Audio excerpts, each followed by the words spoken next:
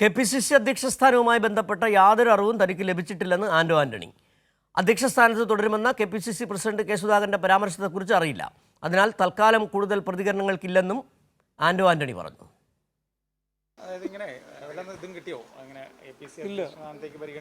ഇല്ല, എനിക്കൊരു യാതൊരു വിധമായ അറിയിപ്പും ഇങ്ങനൊരു കാര്യത്തെ സംബന്ധിച്ചില്ല.